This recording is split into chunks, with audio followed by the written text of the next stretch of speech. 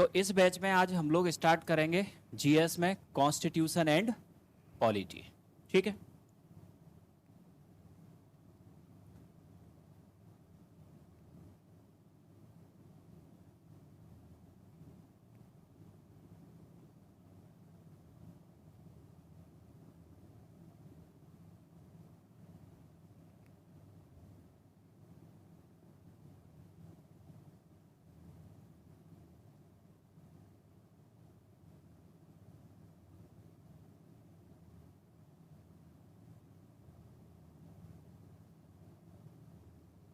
तो constitution and polity, संविधान एवं राज्य व्यवस्था।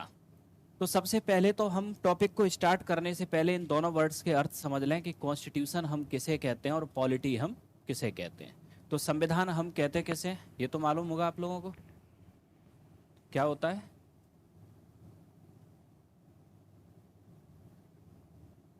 कॉन्स्टिट्यूशन बेसिक प्रिंसिपल और fundamental law of any country, यानी कि किसी देश का आधारभूत कानून जिसके अनुसार किसी देश का शासन चलाया जाता है।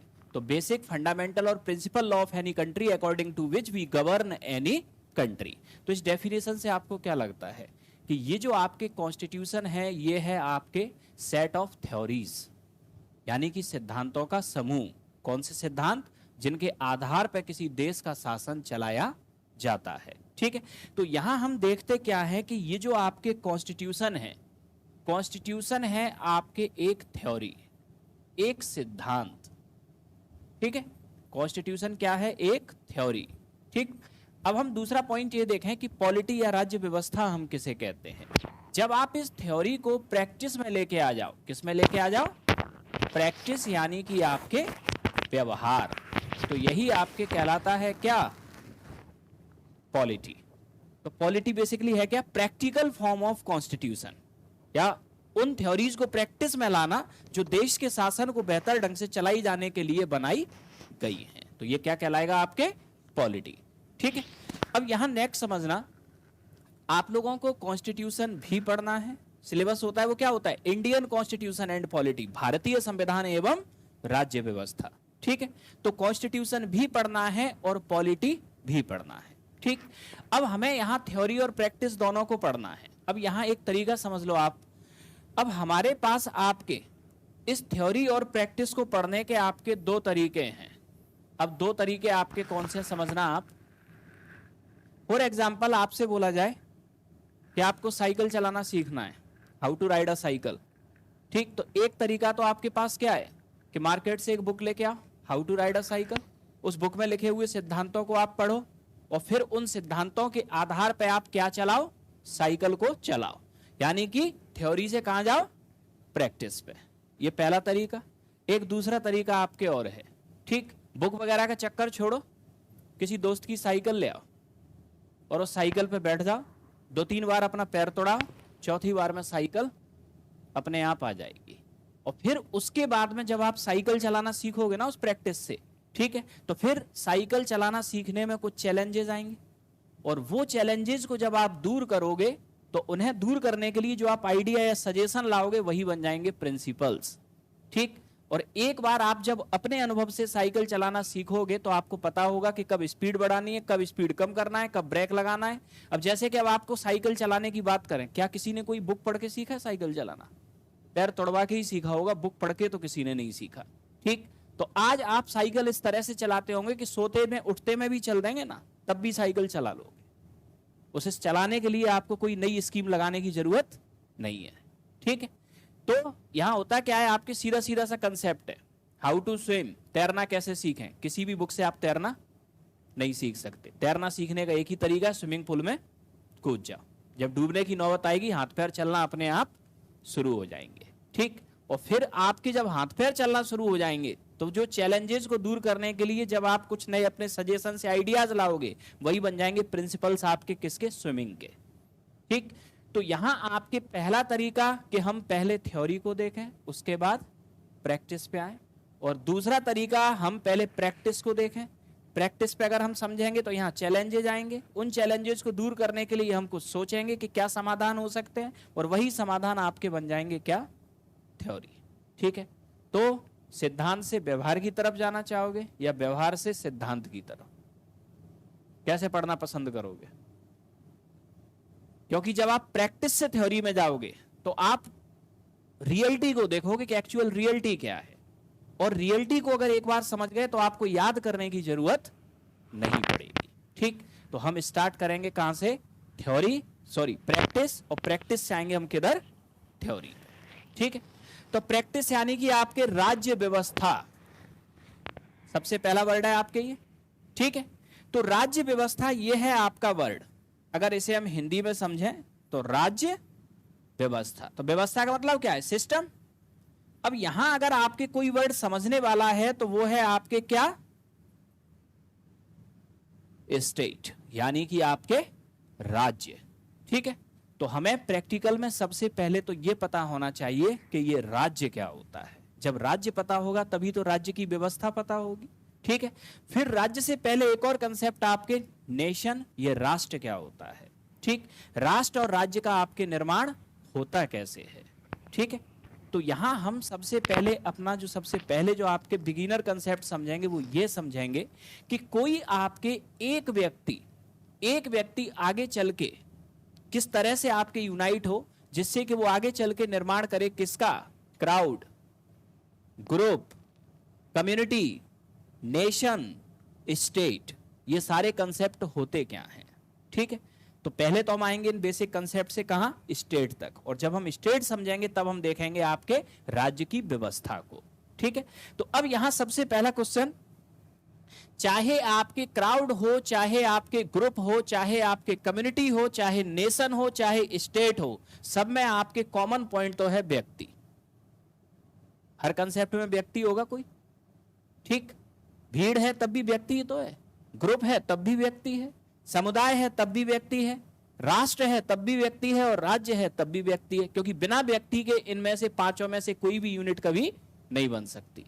ठीक, तो अब हम यहां ये देखें कि कोई आपके दो या दो से अधिक व्यक्ति मिलके कब क्राउड बनाते हैं, कब ग्रुप बनाते हैं, कब कम्युनिटी बनाते हैं, और कम्युनिटी कैसे कन्वर्ट होती है आपके नेशन में, और नेशन कैसे कन्वर्ट होता है स्टेट में।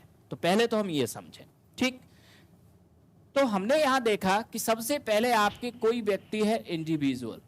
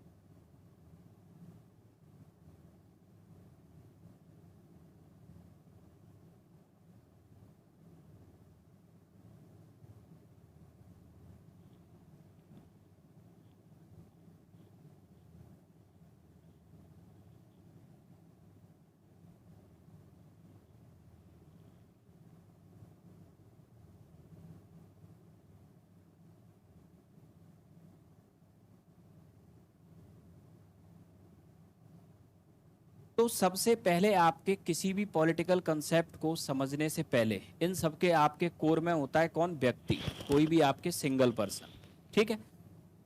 अब रातों रात तो इस पृथ्वी पर राष्ट्र या राज्य का निर्माण नहीं हुआ होगा, सिस्टमेटिक तरीके से ही हुआ होगा, धीरे धीरे, ठीक।